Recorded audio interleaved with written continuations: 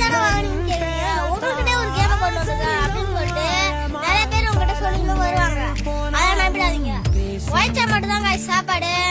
அன்பர்களே, இப்ப இந்த சின்ன பசங்க பேசினது இப்ப பேசினது இல்ல, இது வந்து எப்பயோ பேசினது. அவனுக்கு அப்பயே அந்த மாதிரி வீடியோ போட்டு வச்சிருந்தானுங்க. எனக்கும் கரெக்டா ஞாபகம் வந்துச்சு. இப்ப இந்த சின்ன பையன் ஒருத்தன் ஸ்கேம் பண்றதெல்லாம் திட்டுவீங்களே, கண்டிப்பா பாத்தீங்கன்னா அவன் பின்னாடி வந்து எவனோ ஒருத்தர் அதெல்லாம் சொல்லி கொடுக்கான். அதனாலதான் இப்ப டிஎம்ல போயிட்டு காசு கேட்டதெல்லாம் வந்து அந்த பையன் பண்ணிக்க மாட்டான், அவன் பின்னாடி வந்து சொல்லி கொடுக்கான். பாத்தீங்களா, அவன் தான் எல்லாருக்கும் டிஎம்ல போய் காசுலாம் கேட்டுருப்பான். எனக்கு இப்போ அதெல்லாம் விட்டுங்க, எனக்கு மிகப்பெரிய டவுட் என்னன்னா, அது எப்படிங்க எல்லாம் ஒரு 1000 ரூபாய் போட்டா கண்டா நல்லா 2000 ரூபாய் ஆயிடும், ஒரு வாரத்துல 10,000 ஆயிடும் அப்படின்னு சொன்னா அது எப்படி நம்புவீங்க?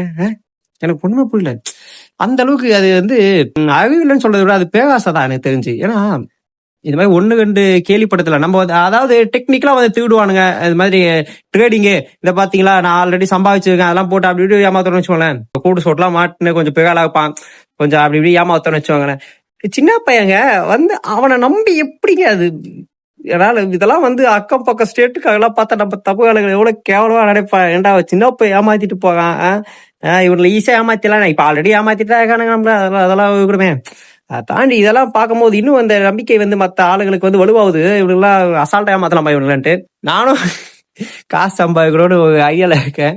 இப்போ பெட்டிங் ஆப் ஓப்பன் பண்ணிடலாம் போல இருக்குது. ஓப்பன் பண்ணிட்டு காசை போடுங்கன்னா போட்டது நிறைய பேர் ஜஸ்ட் ஐஎம் டிவிக்கே சப்போர்ட்டர்னு சொன்னாலே போதும், மிகப்பெரிய வலுவான ஒரு படையே திகண்டு வரும் என்ன சப்போர்ட் பண்றதுக்கு நினைக்கிறேன். அந்த மாதிரி தான் பண்ணிட்டு இருக்கீங்க, ஓகேங்களா? அதை செஞ்சு யாரு வந்து சொன்னாலும் நீங்க வந்து நம்பிக்கையான ஆளு, அப்பா நான் இவனை வந்து இத்தனை வருஷமா இவனை ஃபாலோ பண்ற நம்பிக்கையான ஆளாவே இருந்தாலும் காசெல்லாம் போடும் போது தயவு செஞ்சு 1 2 தடவை கிராஸ் செக் பண்ணிட்டு போடுங்க, ஓகேங்களா? ரைட் நண்பர்களே.